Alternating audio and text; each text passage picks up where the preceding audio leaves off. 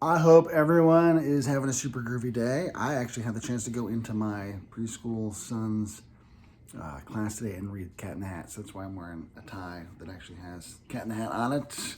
But what I have here that I wanted to share is this box of books that arrived on my doorstep. And what if this box contained some brand new hardcover books? Let's take a look. So I have here my handy dandy pocket knife inscribed for Emerging Civil War. This was sent to me as a sample gift to see if I wanted to give away pocket knives to people. So that's not my phone number that was on there if you're freeze framing and trying to stalk me. But let's use this to see if we can open up this box of books. I know that Ted loves these box openings. But I'll be completely honest, as many years as I have been doing books and writing, I still get thrilled to see my name in print, see my name on a book. It's exciting. It's a little bit like Christmas for me, so it never gets old. I'm living the dream and feeling privileged to do so. So here we go, opening this book, this box of books, carefully packed with styrofoam, and of course, it's upside down, so it's proved I didn't practice it ahead of time. Here it is. The Great What Ifs of the American Civil War, which I was privileged to work on with my friend Brian Matthew Jordan, a historian whose work I admire tremendously. And man, if there's a guy in this business who knows how to write, it is Brian. He's fantastic. He's got a really great essay in here that he wrote with Edwin Lethera.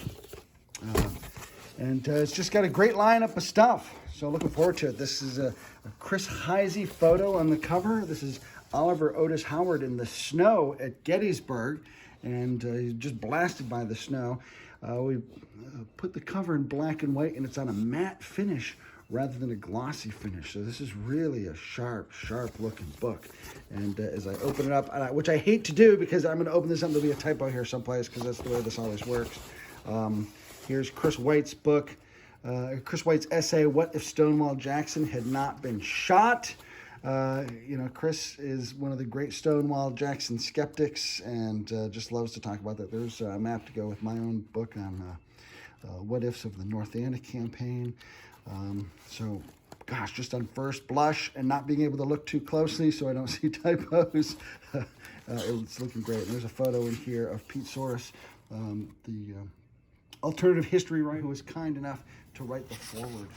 Let me page over here to the table of contents for a second because we got some great stuff in here. Tim Smith of the West talking about Shiloh, Kevin Pollack talking about the Maryland campaign, Dwight Hughes about Britain's intervention, Frank Jastrzemski talking about other alternatives for the Army of the Potomac's command. We've got over here Chris White and Stonewall Jackson, Dan Welch, Longstreet at Gettysburg, Cecily Zander, Jefferson Davis, and Braxton Bragg. There's a combo.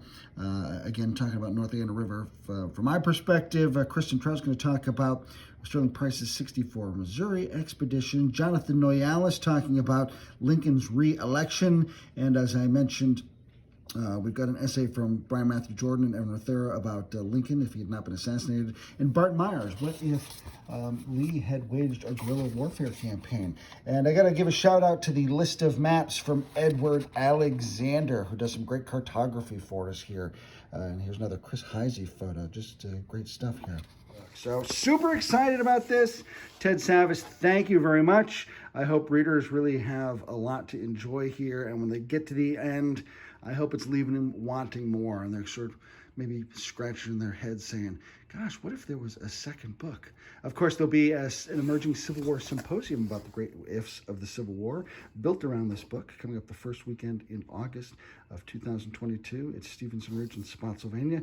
You can join us for more Great What Ifs there. In the meantime, I hope you love this book as much as I'm loving it so far. Thank you.